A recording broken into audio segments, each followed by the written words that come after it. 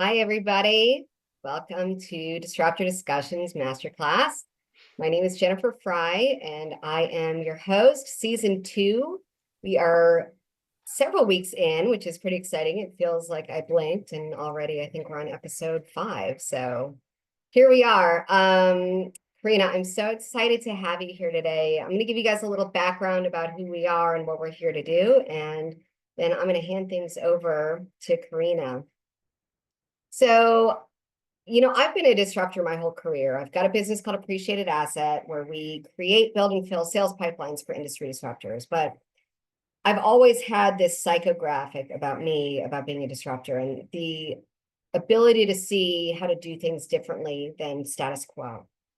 And, kind of insisting on shaking things up where I felt like we were doing things the wrong way, right? Things like networking, things like LinkedIn, things like trade shows and expos, like just because they've always been done a certain way doesn't mean there might not be a better strategy and a better way for us to operate and ways to be more efficient for ourselves. So I started Disruptor Discussions because we at Appreciated Asset are on a mission to create impact, to create a ripple effect for incredible business solutions and helping them grow their footprint through our efforts.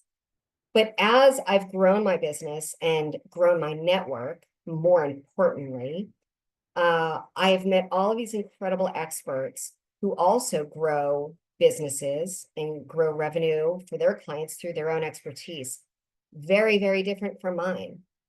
So I wanted to start this weekly masterclass as a way to create a community and a platform to give you guys some incredible information and, more importantly, new information, new ideas that we have not heard over and over and over again in these spaces.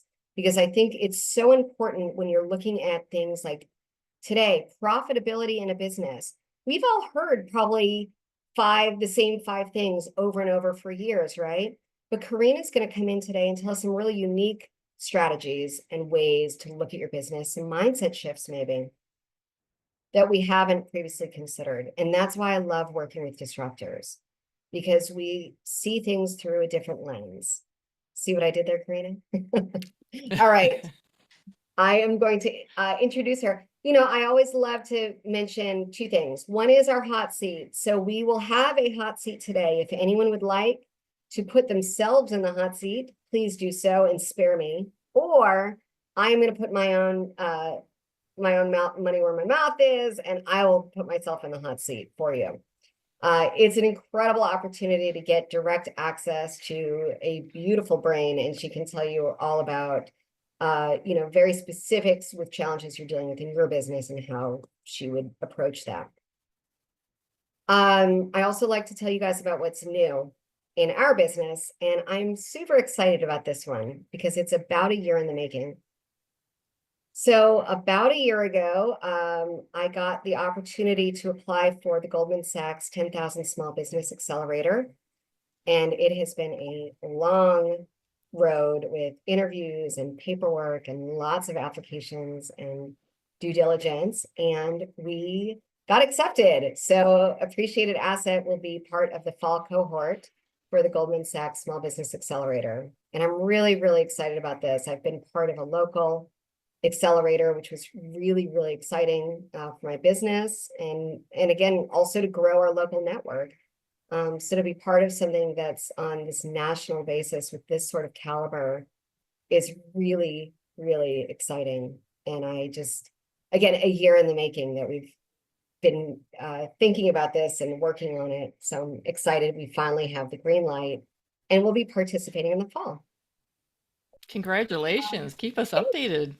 Thank you. I will. It's a lot of work. It's going to be so much work. It's like for someone who doesn't do well with being told what to do.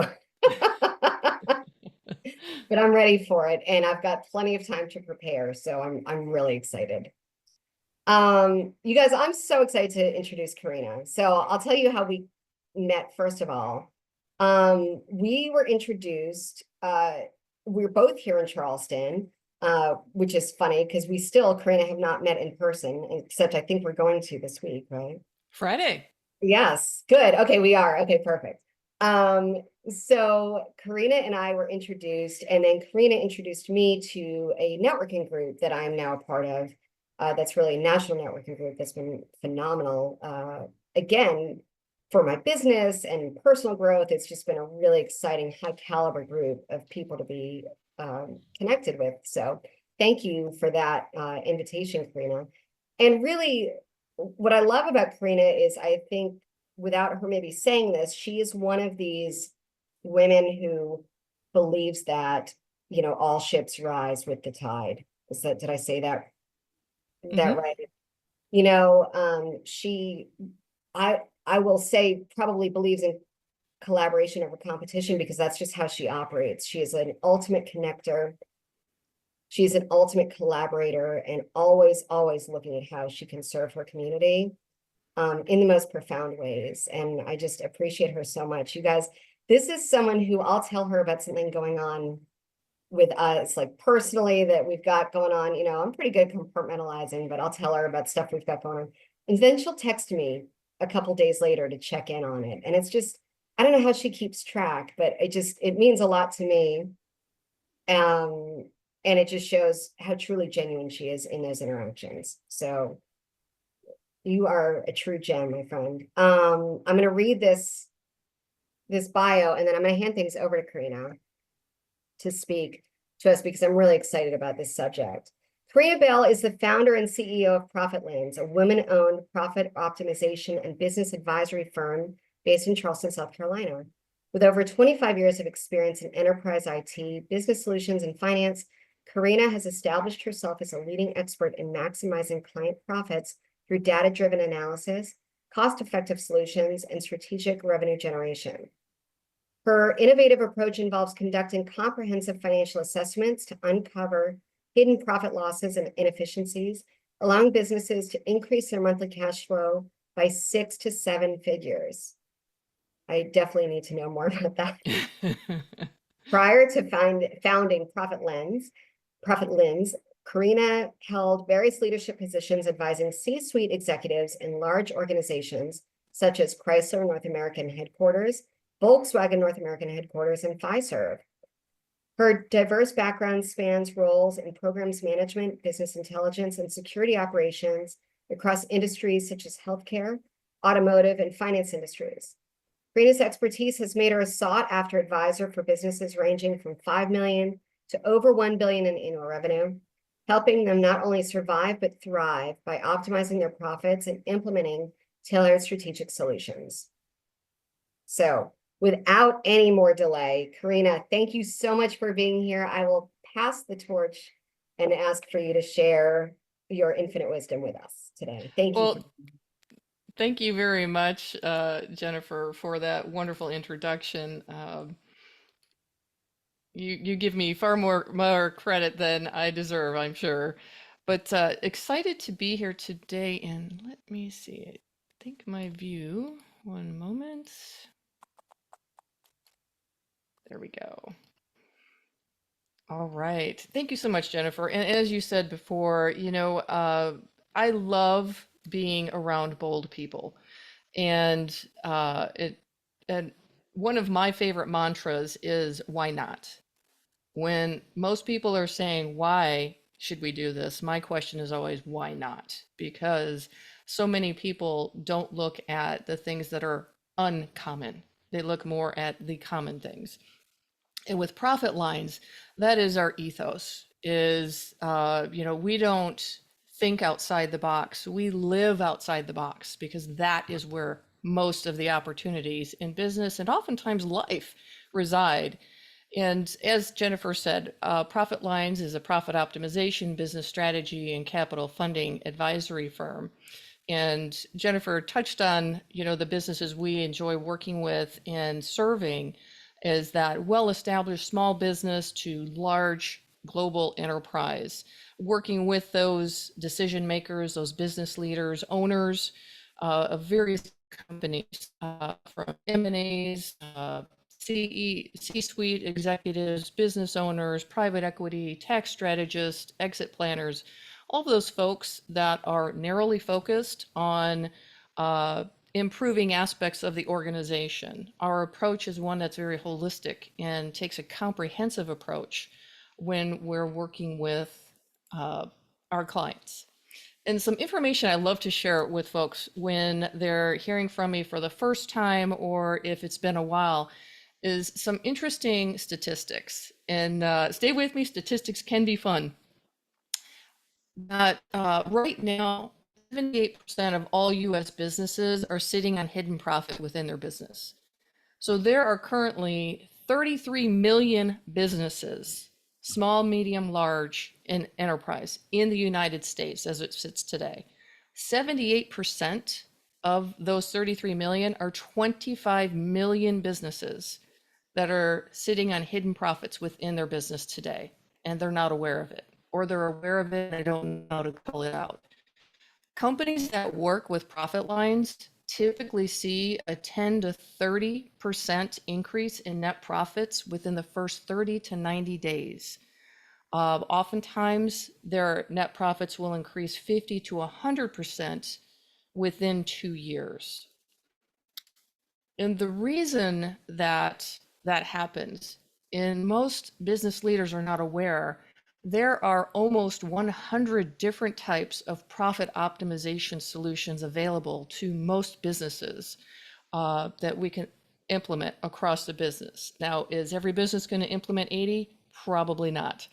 But there are a number of different areas that we can focus on to significantly increase the profitability, the cash flow, and lower the risk in every kind of business. We haven't run into a business yet that we can't work with and help them significantly improve that bottom line of their business. And our approach is a comprehensive, holistic approach. It typically starts with a number of questions we're asking our decision makers or our business owners to really get to understand not just the business, but the culture, the values. We want to make sure that everything we're doing is aligning with the business, not just the financial aspects, but the cultural aspects as well. And the recommendations that we bring to the table are all data driven. AI applications that support our initiatives, and then market research, market analysis. So it's empirical data that is not subjective, it's very objective data. And then we present our recommendations and our solutions that are tailored to the business. We don't believe in a cookie cutter approach. We have a suite of solutions to choose from when we are establishing and developing our recommendations to make sure the solutions are the right solutions for the client. Not every solution is the right solution. And then we not only advise, we actually implement the recommendations with and for our clients through benefit realization. So if we say, if you do X, you will get Y, we're there side by side with them, helping them through it, training their folks so we can turn it over to them so they can become self-sufficient. Oftentimes, a lot of the work that we do is just a basis of, I didn't know we could do that, or we didn't have the time or the resources to do that. But once the heavy lifting is done, it becomes more of a maintenance and monitoring approach that we really enjoy doing. That I always like to tell my clients that we do not have a desire to have a seat in your organization. We work standing up and with a sense of urgency to achieve that gain for you. And once that gain is achieved, it's time for us to roll out and leave what we implemented behind so you can monitor and control. And most importantly, is that we're paying attention to those signals in the business that tell us something's gotten out of alignment, something is missing, or something needs an adjustment before it becomes a trend. Because once it becomes a trend, we've already lost that opportunity for capturing profitability, or we're reacting versus responding. So as you are looking at your business, we always want to look for signals before they actually become trends.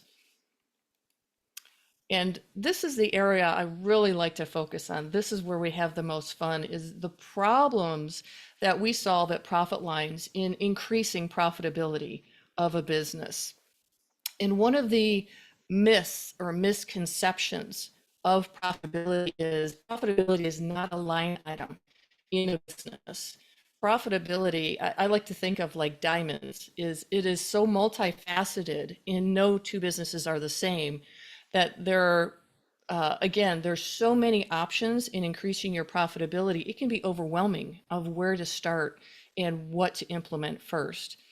And what I have found is a lot of organizations do not have a true reflection of the financial health.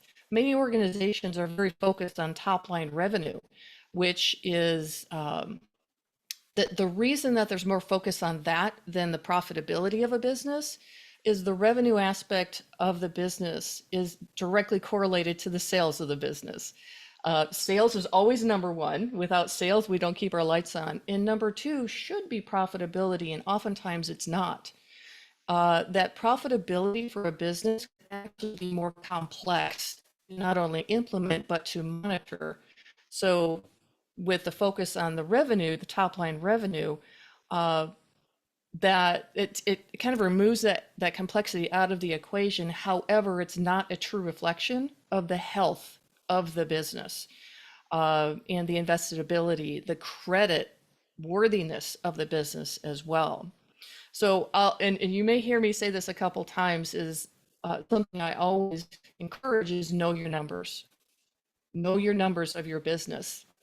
The P&L is the, if you were to look at one document every month in your business, whether you're a solopreneur or a multi-billion ARR organization, the P&L is something that should be reviewed and reconciled monthly. And I've worked with a number of people where it's a lift to learn that, to learn what a P&L should look like or what you're looking at every month. Once your eyes are trained, it's very easy to pick the numbers and identify when something is not what it should be. So that is paramount, that everyone should always know their numbers.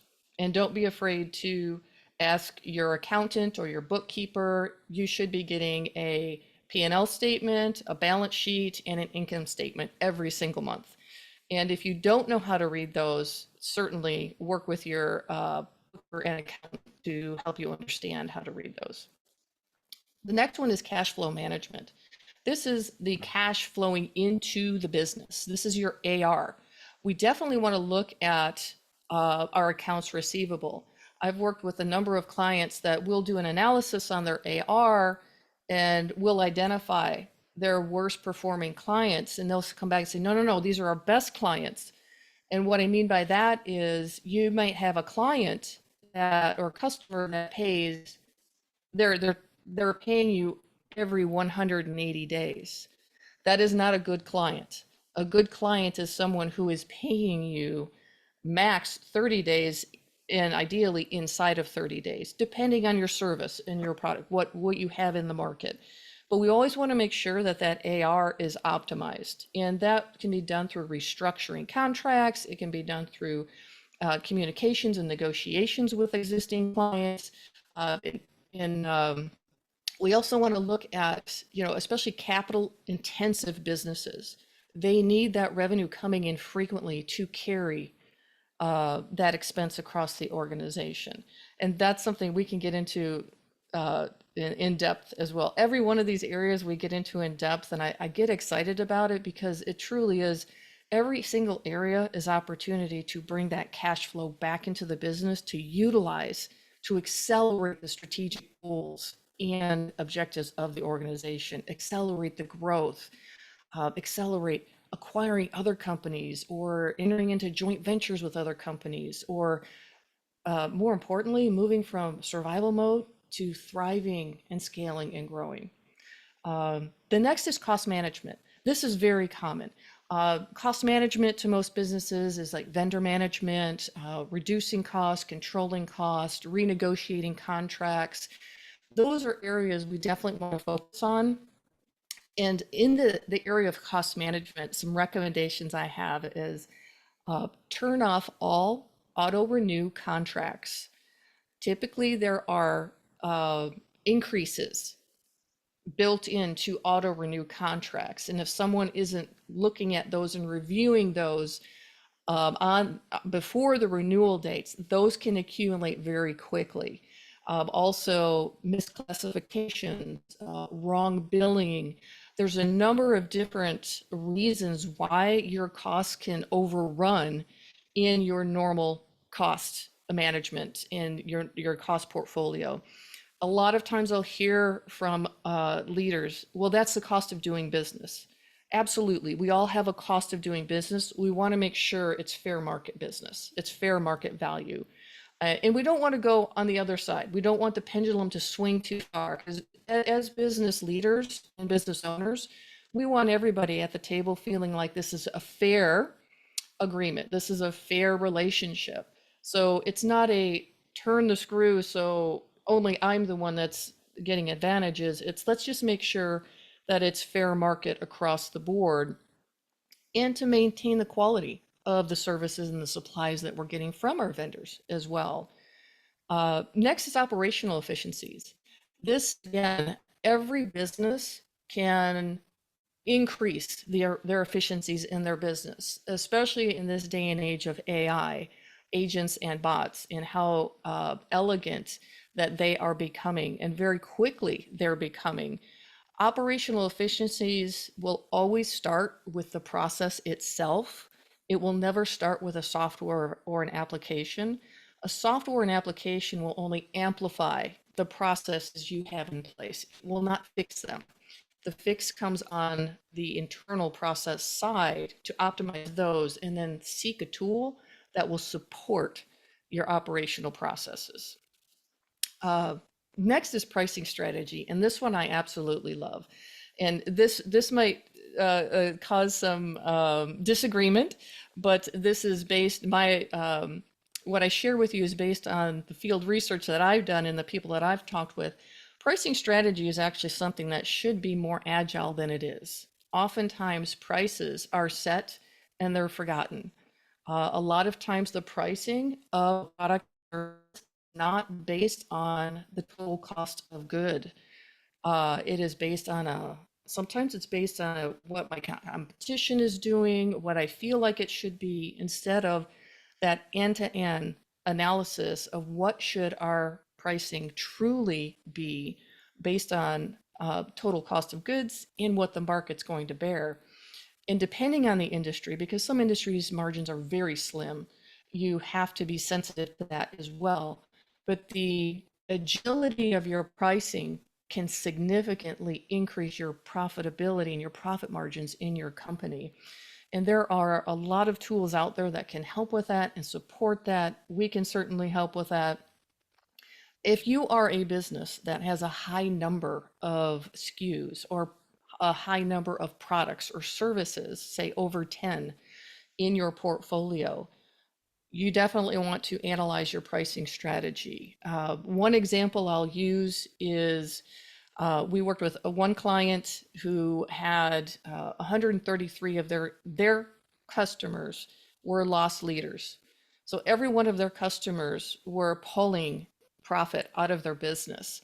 And what I mean by that is once the customer was onboarded, the indirect and the direct costs were applied, the company actually lost money on each of those clients. And the worst offender was a client that had actually booked almost 300,000 in revenue for that company. When all the costs were applied, the business literally lost almost $110,000 on one client. One client pulled six figures out of that business. And it was in part based on the customer structure and how they were structured, and then also the pricing strategy. And that tied into the sales team and how they structured it. So again, going back to the multifacets of a business, the profitability, just about every area in a business has a profitability aspect to it that can be optimized, that can be improved. And through increasing your profitability in your business, you're going to lower the risks in your business. You're going to increase your credit worthiness. You're going to increase, or you're going to decrease the gap between your revenue and your profits. You are going to operate at or above that profit margin industry standard for your business type. One thing to recognize is if whatever business or industry you're in, if you are at or above your industry standard, the valuation of your business goes up exponentially. If you are below your industry standard, it goes down exponentially. So even operating at your industry standard is a significant increase in the valuation of your business. And then another aspect I'd love to touch on. How am I doing on time, Jennifer? Okay. You're good. I'd say maybe 3, 4 more minutes.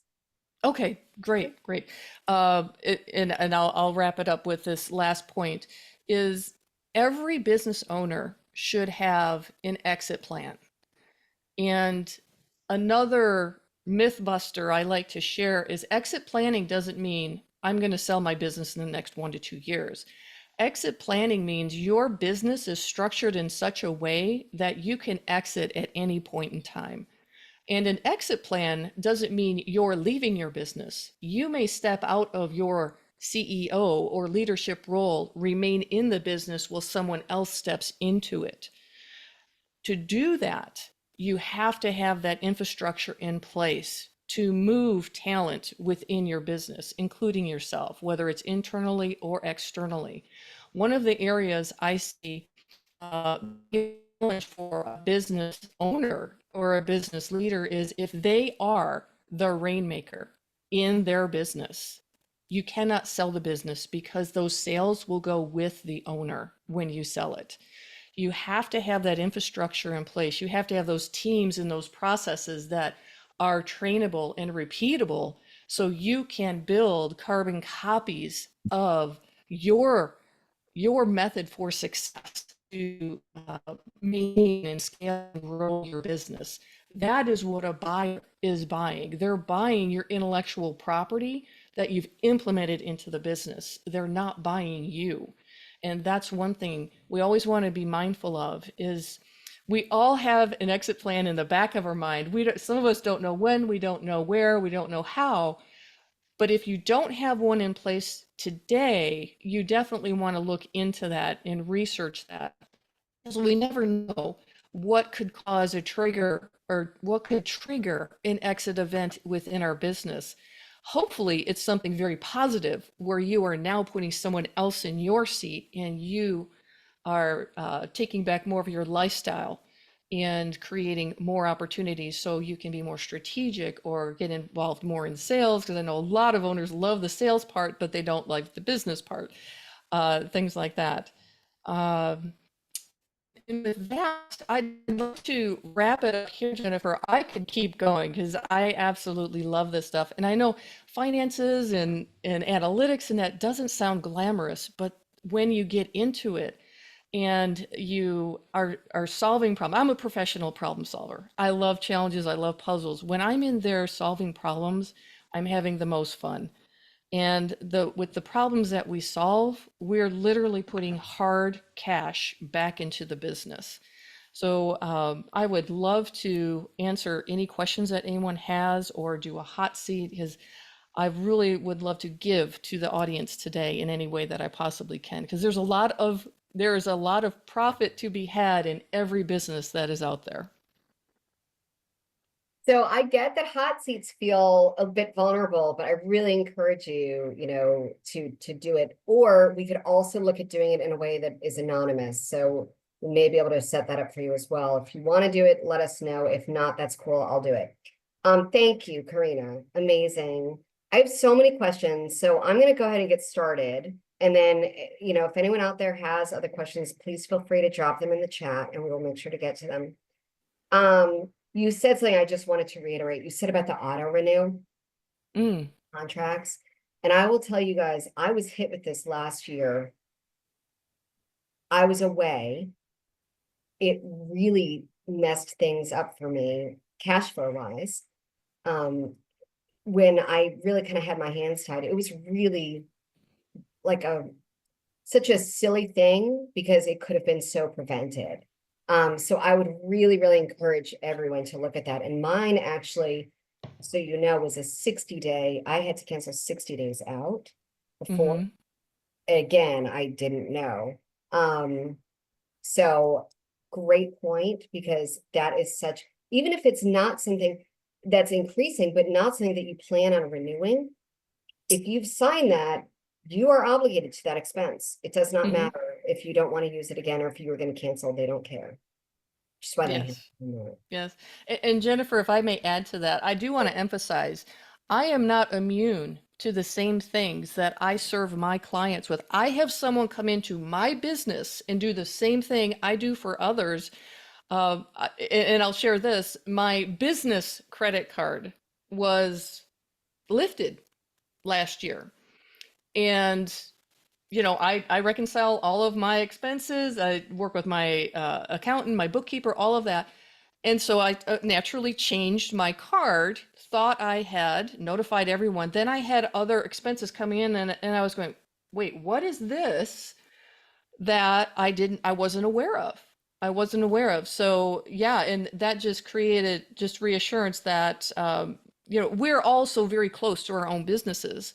We need that outside perspective to help us identify and then question. Mhm. And in the vein of expenses, I also want to stress when you're looking at your expenses, really ask yourself that question: how much revenue is this expense generating for my business? Mhm. That's a question a lot of people don't ask because, and I'll admit, I love to buy tools. I love to buy software. I Uh-huh. come from a technology background and I do an analysis. Am I truly using this? Let's get rid of it. And I give myself a deadline. You either implement it or you get it out. But Mhm. those are questions that every business leader should be asking, or even their other leaders that are responsible for budgets, is how much of the revenue is this contributing to? Oh, yeah. I want to ask you, you mentioned about kind of areas in your business that you could increase valuation and increase profitability. I'm Mhm. really curious, because this wasn't mentioned. Tell me about IP protection. How do you look at IP as a way to increase your profitability in a business?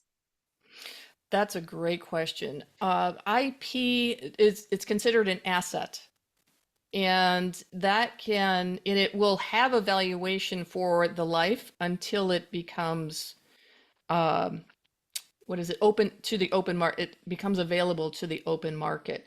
It is a variable that is calculated into the valuation of a business. I can't tell you specifically how much weight that has, but I will tell you this, that when we are seeking capital, when we're looking for funders to help us with capital, IP assets are usually one of the first questions we're asked is how many patents do you have? When were they initiated and when do they expire? Okay. Because And from that, if I may, mm, from that, you think about multiple revenue streams. that's There's exactly there's where I'm going with this. there's licensing opportunity. What is the goal of the business? Do we want to grow and have someone buy us? Or do we want to grow and then we want to create multiple revenue streams from that IP? And that's what, say, a capital funding uh, investor is going to want to know for two reasons. One, that, if you want to license it and it's going to be cash flow and revenue stream, that's something they're going to be interested in, and that's longevity and stability. Two, they may actually want to buy it. They'll invest initially, help you grow it, and then they might be the ones who actually buy it, or they have the channel partners that they can bring in to buy it for you. So Sure. I hope that answered your It question. does. It does. It's something that, I'm really exploring for myself right now, but also for several of my clients. Mm, Um, and I think it's just a really important facet to look at, is kind of this strategy behind it. and all of the different ways that can affect your business now and in the future. The question to ask with the IP is how replicatable is this IP? Can someone easily replicate what I am trying to patent or what I'm trying to protect? And Yeah. the answer should always be no. Yeah. Um, Tell me about, so I'm going to ask you my 3 questions. And then again, if anyone has questions, please drop them in and let us know. Um, Tell me what's the biggest misconception about creating or increasing profitability in a business? Mm, I would say if we want to, one of the biggest misconceptions I run into is if we want to increase our profitability, we just need to sell more. That's one of the biggest myths because oftentimes where I like to start with a business is doing a forensic financial analysis of the P&L. And what that does is we get down into line item levels of detail, the who, what, where, and why you are losing profit in every one of your revenue streams. So that right there, so we stop the bleeding. Stop the bleeding from the revenue streams first and foremost. Now we've shrunk that gap between profit and revenue. Okay, now you've got an injection of cash flow into your business. And then we look at adding additional revenue streams once we've optimized the revenue to the profit. Okay. Um, why do you think that being a disruptor, I know the answer to this, but I would love to hear your answer. Why do you think it's so important to be a disruptor in this space? There's a lot of people who talk about profitability, right? Mm-hmm.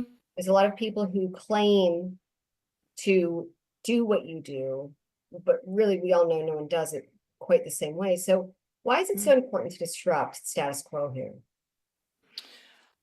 It's important to me, and I'll give you a little backstory as to why. One of my very early mentors, he taught me how to live outside the box. Most people live and operate within a box, whether it's personally or professionally. And to me, that's boring. That's mediocre. And the average is mediocre. And one thing that I tell myself every day is I did not wake up today to be mediocre. Mm. Anybody can do it.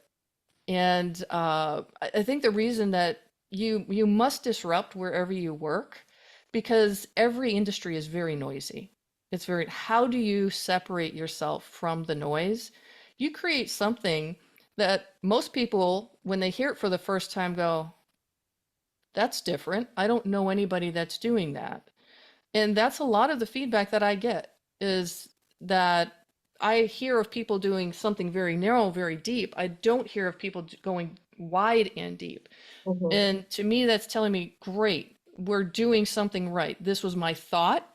I did this exact same thing when I worked for Fortune 500 companies. We would literally leave millions of dollars on the table because the executives only wanted to look at the big boulders. They didn't want to look at the mid-size and the small boulders either. It's like, wait, if we're going to optimize, let's go get all the money.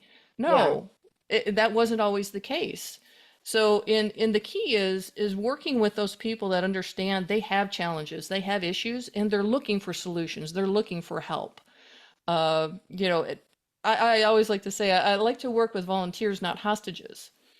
And our model is just that we are very effective very quickly. And as soon as we deliver the benefits, however they're defined, our goal, my goal, is that we roll back out.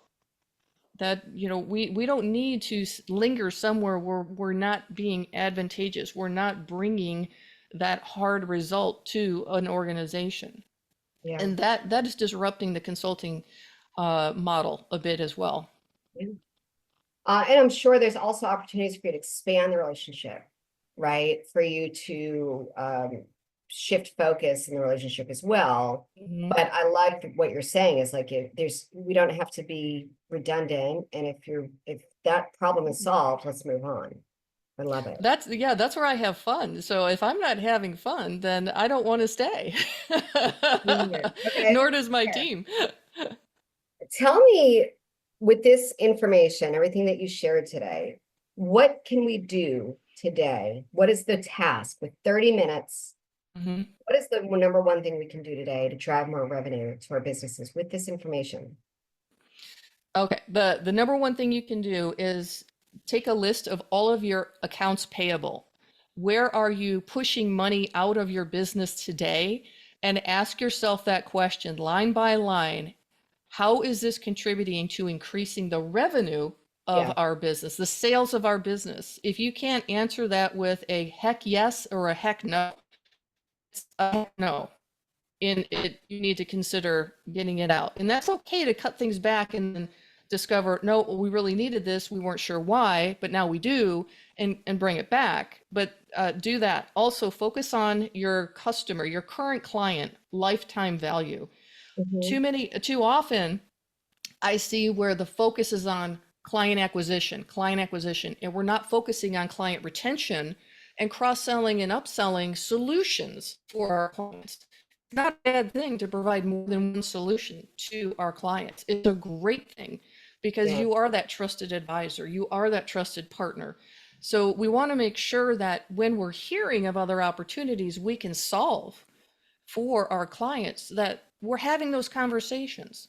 Yeah. Something else that I recommend, the clients you currently have, they are happy with the solutions you brought. Ask them for referrals. Who else Mm. do you know that I can help with similar problems that you and I solve together? Right. That's, when a client says, thank you so much, how can I thank you? That's how. Who do Yeah. you know that is having some of the same problems? We're all business leaders, we're business owners. We're talking to each other saying, yeah, oh my gosh, we cannot get this right, or well, we're taking too long to do that. It's worth an introductory discovery call. It's that, everyone isn't going to be a fit for everyone. That's okay. You can still be friends and make great connections in the business world. But yeah, that's another area is your clients are very happy with your work. That's how they can thank you. Yeah, and I'd be remiss if I didn't put a sales plug in here for this, because if word of mouth and referral is not a source of new business for your company, you need to look at that.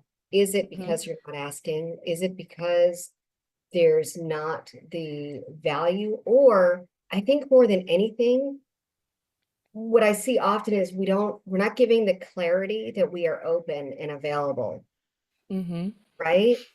What do people say when you get on the phone with someone or you see someone at a happy hour or a networking thing? How are you? What do people say? What to me? Yeah, what do they say? Well, no, what do you hear all the time? I hear busy. How are Oh, you? yeah. Fine. Oh, I'm busy. Well, what we Mhm. don't realize we do, and I do this too, you guys, but when we do that, we are subconsciously telling people we are unavailable for more, right? Mm, Why would you yes. want to put something else on that plate? I'm Yes. busy, I'm crazy, everything, life is nuts. Like, okay, yep. And I'm always ready for more, right? And You, so you just, know, you know what my response to that, Jennifer, is? When someone asks me, how are you? I say, I'm productive. oh, I like that. I'm productive. Yep. And then when someone asks me, they say, well, what if you get too much business? I said, those are challenges I look for. And Yeah, when we get too much business, we bring in more experts. Those are absolutely. challenges I look for. Yeah, I actually absolutely. right now my current challenge I'm looking for is the need to hire more people on my team. Yeah, The only way I can do that is by helping others solve their problems. yeah. And aren't those great problems to have, right? The problems I look for, I seek. I love it. Yep. Okay, well, guess who's in the hot seat? It's yours truly. So here we go. Okay. Um, you talked about having various revenue streams. Mm-hmm. And I recently, end of year did an audit because we offer kind of one main service of our appointment setting service, but then we also do things like prospecting strategy, and then we do specific messaging sessions and trainings. Mm-hmm.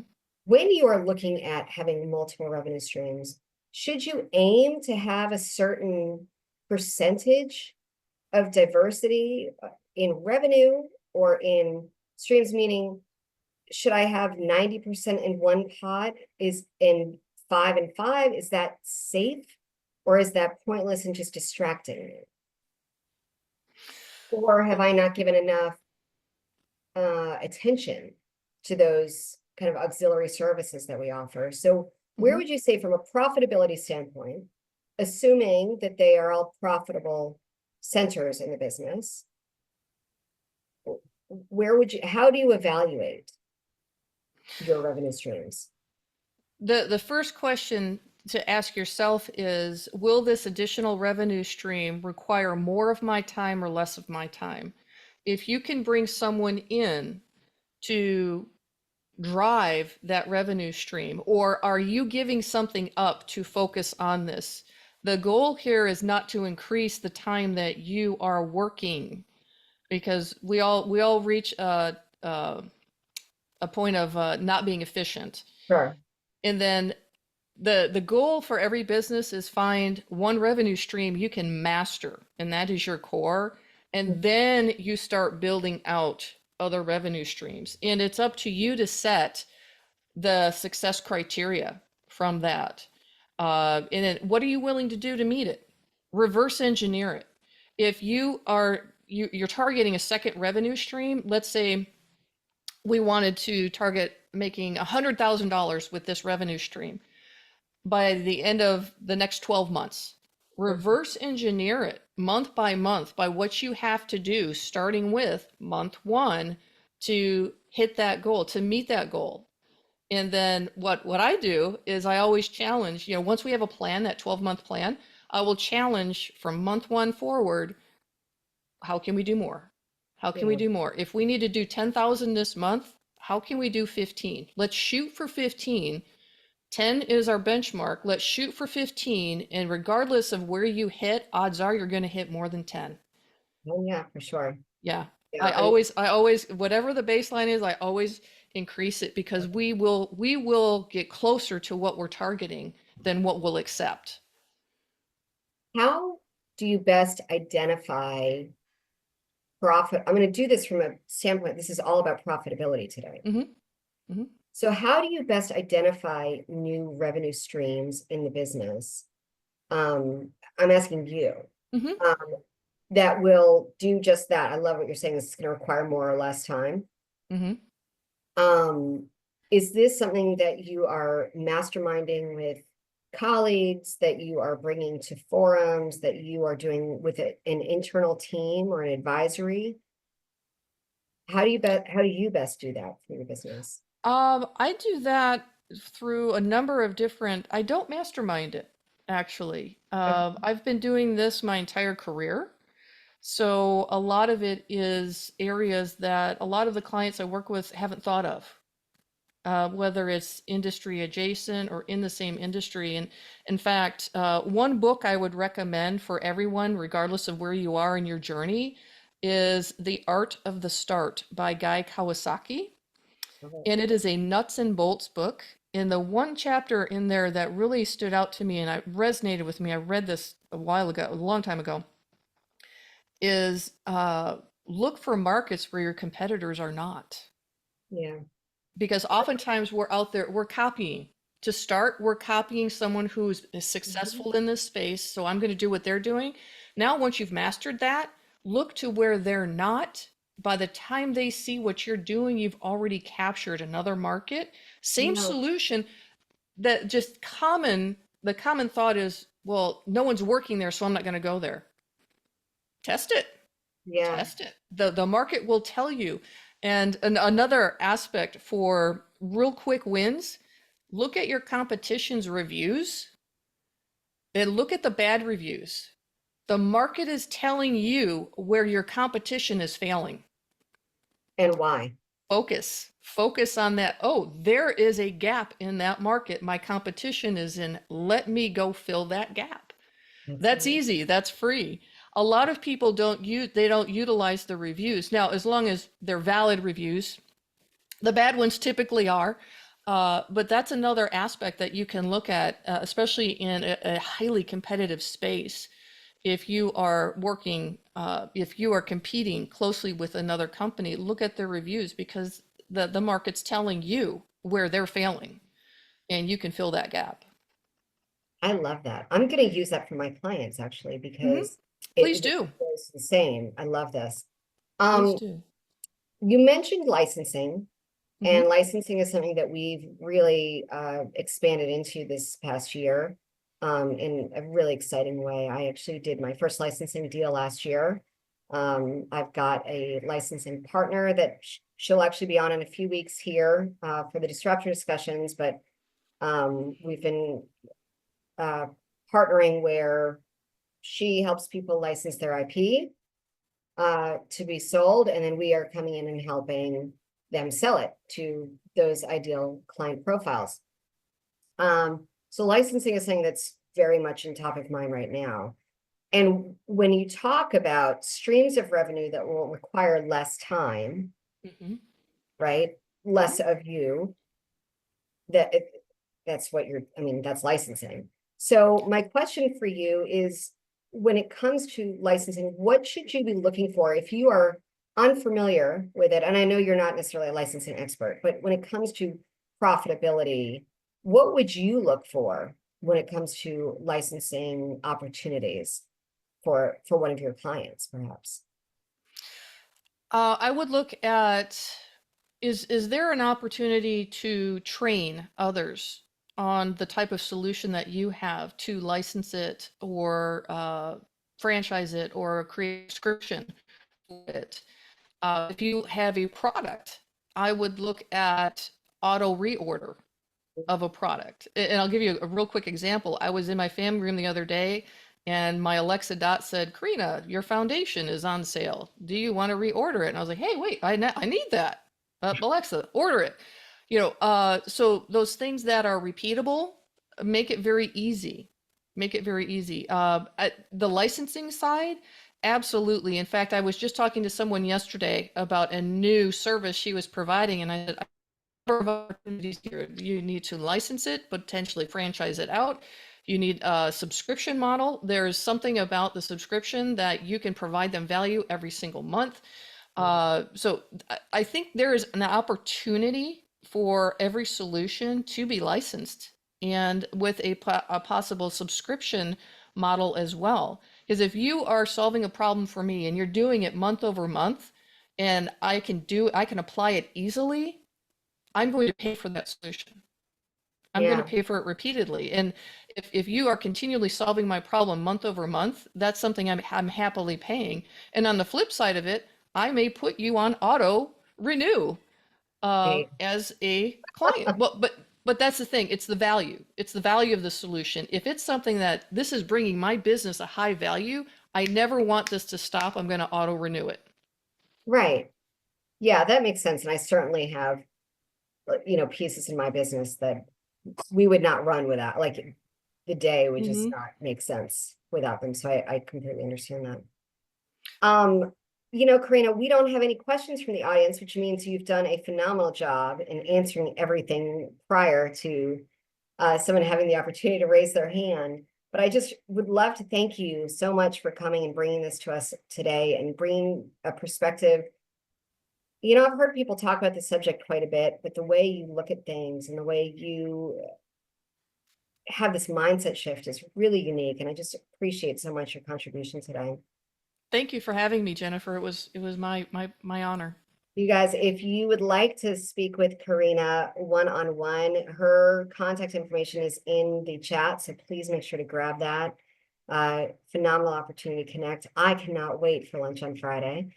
Isn't that funny timing that we're doing this and then we're going to see each other in 2 days? I love that. You guys, next week we have Roberta Moore on with us. I'm super excited. She's going to be talking about EQ in our businesses, our emotional quotient, our emotional intelligence.